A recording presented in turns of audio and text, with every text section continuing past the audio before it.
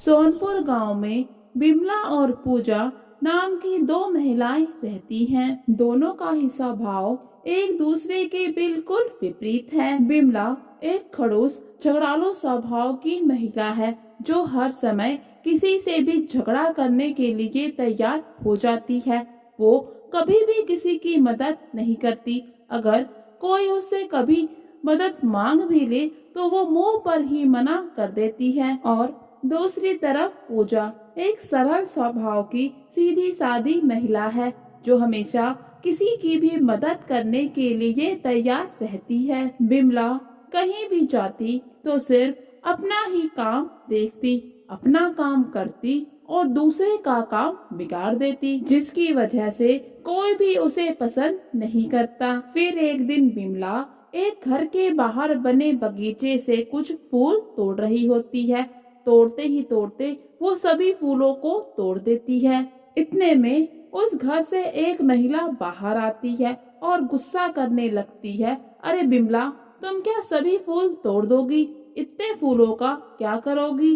बेकार में ही फूल मुरझा जाएंगे और किसी काम भी नहीं आएंगे। तो इस पर बिमला अपनी गलती ना मानते हुए उस महिला पर भड़क जाती है और कहने लगती है, मुझे मुझे क्यों सुना रही हो?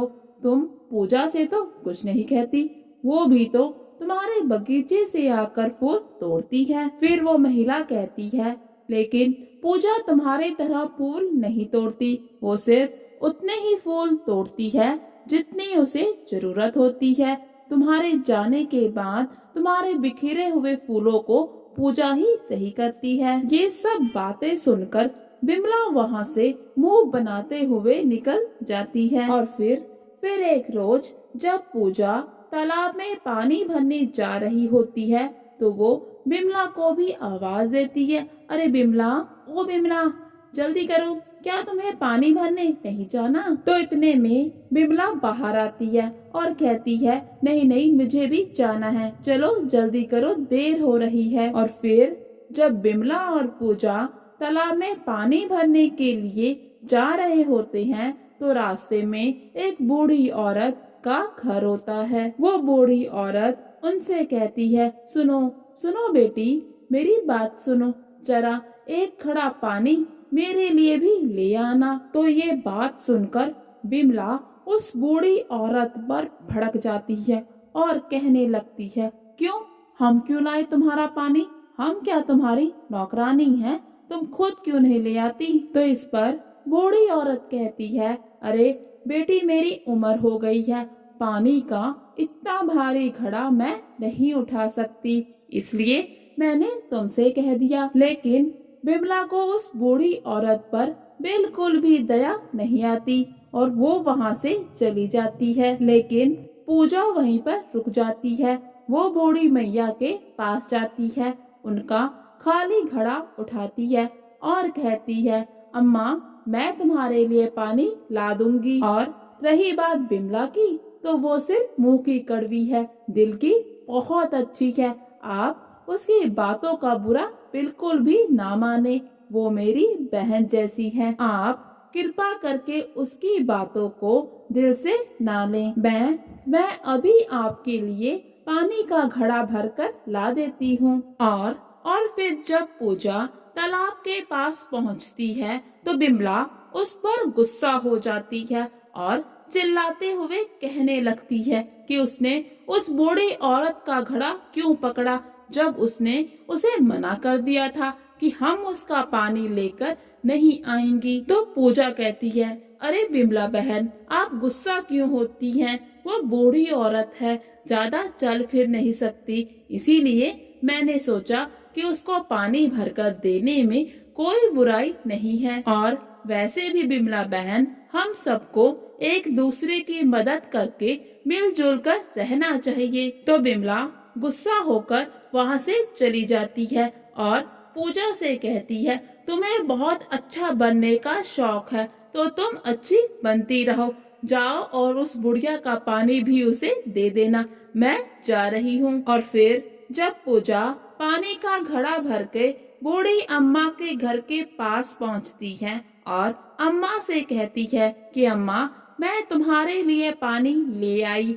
आप बताइए मैं ये घड़ा कहाँ रखूं? ये सब बातें बिमला भी सुन रही होती है और वो फिर एक बार बूढ़ी औरत पर भड़क जाती है और कहती है, लोगों को बहला फुसलाकर कैसे काम निकालना है ये तो तुम बहुत ही अच्छे से जानती हो। तो बूढ़ी औरत कहती है, नहीं नहीं बेटी, जिसका जैसा कर्म होता है मैं उससे वैसे ही बात करती हूँ। इतने में घर के अंदर से पूजा की आवाज आती है। अरे इतने सारे घड़े! ये सुनकर बिमला भी घर के अंदर आ जाती है और देखती है कि बूढ़ी अम्मा के पास बहुत सारे अलग अलग तरह के घड़े हैं, जिसमें से कोई सोने का घड़ा है तो कोई चांदी पीतल का घड़ा है। तो फिर पूजा अम्मा से पूछती है कि अम्मा, आपके पास इतने सारे घड़े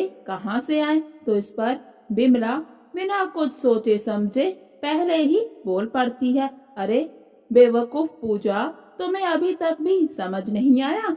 तुम्हारी जैसी भोली भाली औरतों को पहला फुसला कर ही इस बूढ़ी औरत ने ये सब घड़े इकट्ठा किए होंगे। तो इस पर बूढ़ी औरत हंसने लगती है और कहती है, इन सभी घड़ों में गुप्त धन है। और तो इस पर पूजा हंसने लगती है और कहती है, अरे अम्मा, आप भी अच्छा मजाक कर लेती हैं। और अम्मा भी हंस पड़ती हैं और कहने लगती है, अरे कुछ नहीं पूजा, मुझे अलग अलग तरह के घड़े इकट्ठा करना अच्छा लगता है, मुझे इसी में खुशी मिलती है। और साथ में ही ये भी कहती है कि मुझे किसी की मदद करने में भी बहुत खुशी मिलती है। अगर किसी को जरूरत पड़ती है तो मैं उसे इनमें से कोई भी घड़ा दे देती हूँ। बूढ़ी अम्मा की बातें सुनकर बिमला बहुत खुश होती है और कहने लगती है, अच्छा,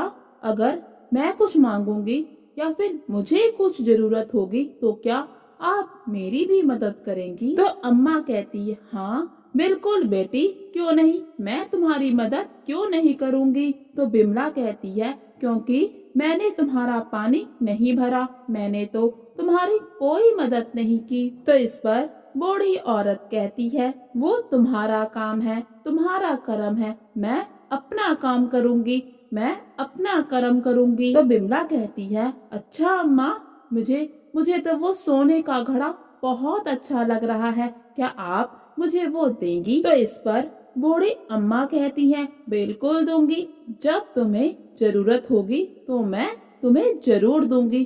तो बिमला कहती है, अच्छा, लेकिन आपको कैसे पता कि मुझे अभी घड़े की जरूरत नहीं है? तो बूढ़ी अम्मा कहती है, क्योंकि तुम्हारे हाथ में पानी से भरा हुआ घड़ा तो है। तो बिमला कहती है, अच्छा, जब तक मेरे पास ये घड़ा है तब तक तुम मुझे वो सोने का घड़ा नहीं दोगी, इसका मतलब जब मेरे पास घड़ा नहीं होगा तब तुम मुझे वो घड़ा दे दोगी।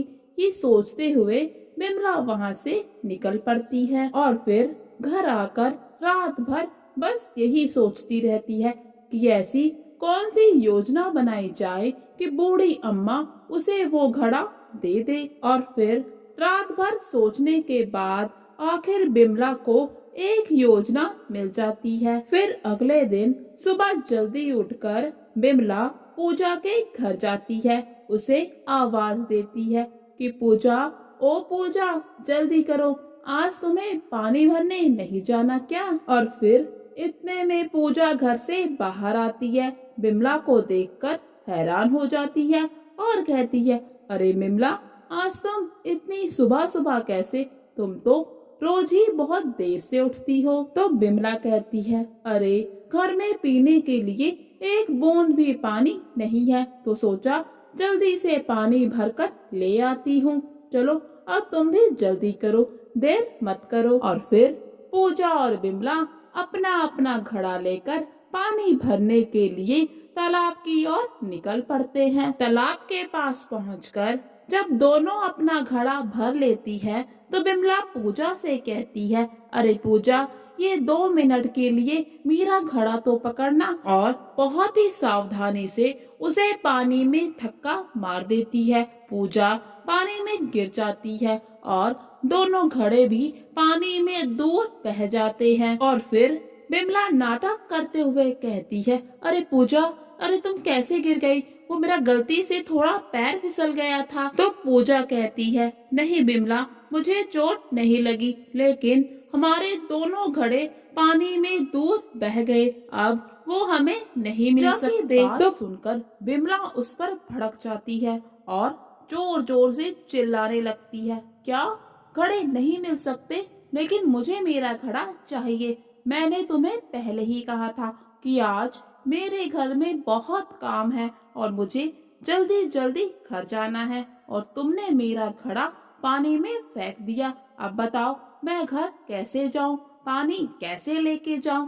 क्या तुम्हारे हाथों में इतनी भी जान नहीं कि एक घड़े को संभाल सको? तो पूजा बिमला से कहती है, अरे बिमला, तुम गुस्सा ना करो, मैं तुम्हें घर जाकर नया घड़ा दे दूंगी। लेकिन बिमला पूजा की एक नहीं सुनती और लगातार उस पर चिल्लाती ही रहती है।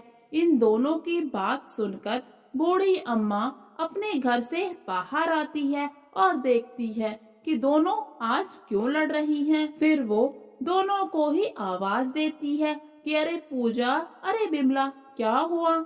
आज तुम दोनों सुबह सुबह क्यों चिल्ला रही हो? तो बिमला बूढ़ी अम्मा को कहती है, ये देखो अम्मा, ये पूजा है ना, हर काम बिगाड़ देती है, इससे कोई भी काम अच्छे से नहीं होता। इसने सुबह सुबह मेरा घड़ा पानी में बहा दिया। तो पूजा कहती है, अकेला तुम्हारा घड़ा तो नहीं बहाना, मेरा घड़ा भी तो साथ में ही बह गया। ये सुनकर बिमला उस पर और ज्यादा भड़क जाती है और कहती है, तुम बेवकूफ हो, तुम्हारे नाजुक से हाथों में इतनी भी जान नहीं कि एक मामूली से मिट्टी का घड़ा संभाल सके। ये सब बातें सुनकर बूढ़ी अम्मा कहती है, अरे तो क्या हुआ? अगर तुम दोनों के घड़े पानी में बह गए तो इधर मेरे पास आओ, मैं तुम्हें घड़े देती हूँ। मेरे पास तो बहुत सारे घड़े हैं। और फिर वो बिमला और पूजा से कहती हैं कि वो अपनी पसंद से कोई भी घड़ा ले ले। बूढ़ी अम्मा की बात सुनकर बिमला बहुत खुश होती है, क्योंकि बिमला को तो इसी मौके का इंतजार था और वो सोने का घड़ा अपने लिए पसंद कर लेती है और कहती है, अम्मा मैं तो यही घड़ा लूंगी। अम्मा भी हंसते हुए कहती है, हाँ हाँ जरूर, तुम यही घड़ा लो। फिर बूढ़ी अम्मा पूजा से कहती है, पूजा पूजा बेटा, तुम भी कोई घड़ा ले लो। लेकिन पूजा मना कर देती है और कहती है, अम्मा मेरे घर में पहले से ही एक नया घड़ा रखा हुआ है, मुझे कोई घड़ा नहीं चाहिए। तो इस पर बूढ़ी अम्मा कहती है, लेकिन पूजा मैं तुम्हें देना चाहती हूँ, इसलिए तुम भी कोई घड़ा ले लो। तो इस पर पूजा मिट्टी का घड़ा ले लेती है। तो फिर बिमला कहती है, अरे पूजा जल्दी करो, पानी भरकर फिर घर भी तो जाना है। तो पूजा कहती है, अरे बिमला रुको, पहले मैं अम्मा का पानी तो भर दूं। तो इस पर बूढ़ी अम्मा कहती है, नहीं बेटा, आज मुझे पानी की जरूरत नहीं है, तुम अपना पानी भरकर अपने घर जाओ। और फिर जब बिमला घर आती है तो बहुत खुश होती है सोने का घड़ा पाकर और अपने आप से कहती है, ये सोने का घड़ा आखिर मुझे मिल ही गया, अब मैं इसका पानी फेंककर इसे पिघलाकर अपने लिए बहुत सारे गहने बनाऊंगी। लेकिन जैसे ही वो घड़े का पानी फेंकती है तो उसके शरीर में बहुत सारी चींटियां एक साथ चिपक जाती है, जो उसको बुरे तरीके से काट लेती हैं। इससे पूजा का चेहरा पूरी तरीके से खराब हो जाता है और वो समझ जाती है कि ये सब कुछ उस बूढ़ी अम्मा ने किया है। उसे बहुत गुस्सा आता है और वो कहती है कि मैं उस बूढ़ी औरत को नहीं छोड़ूंगी, और वो उसके घर पर पहुंच जाती है। लेकिन ये क्या, वहां पहुंचकर वो पाती है कि वहां पे ना तो कोई घर है और ना ही कोई बूढ़ी अम्मा है, और बूढ़ी अम्मा और उसके घर को वहाँ पर ना पाकर बहुत हैरान होती है और जोर जोर से रोने लगती है और कहती है, ए बूढ़ी अम्मा, कहाँ गई तुम? सामने आओ, मुझे पता है मेरी ये हालत तुमने की है। सामने आओ और मुझे बताओ कि तुमने मेरे साथ इतना बुरा क्यों किया। इतने में वहाँ पर वो बूढ़ी अम्मा आ जाती है और कहती है, तुम्हारी ये दशा मैंने नहीं की। तो बिमला कहती है, अच्छा, तुमने नहीं की तो फिर किसने की है? क्या मैंने खुद ने अपनी ये दशा की है? तो बूढ़ी अम्मा कहती है, बिल्कुल, तुमने खुद अपनी ये दशा की है। और बताती है कि वो सभी घड़े कर्मों के घड़े थे। तुमने अपने जीवन में कोई भी अच्छा कर्म नहीं किया। हर वक्त हर किसी से लड़ाई झगड़ा करती रहती थी, इसीलिए तुम्हें तुम्हारे कर्म की ये सजा मिली है। तुमने जीवन भर किसी की मदद भी नहीं की, हमेशा रुपए पैसे का लालच किया, इसीलिए तुम्हारी आज ये दशा है। लेकिन अभी भी समय है, तुम सुधर जाओ और अच्छे कर्म करो तो तुम ठीक हो जाओगी। बिमला अपने किए पर बहुत ही रोती है और पछताती है और कहती है, और पूजा, क्या उसे उसके कर्मों का फल नहीं मिलेगा? तो बूढ़ी अम्मा कहती है, उसे भी उसके कर्मों का फल मिल चुका है, और वहाँ से गायब हो जाती है। दूसरी तरफ पूजा, उसे भी उसके कर्मों का फल मिल जाता है। जब पूजा घर जाकर अपने पानी का घड़ा खाली करती है तो पाती है सारा पानी सोने के सिक्कों में बदल गया है। उस दिन के बाद बिमला को भी अपनी गलतियों का एहसास हो जाता है। वो भी अच्छे कर्म करना शुरू कर देती है। अब बिमला किसी से भी झगड़ा नहीं करती और साथ में ही दूसरों की मदद भी करना शुरू कर देती है।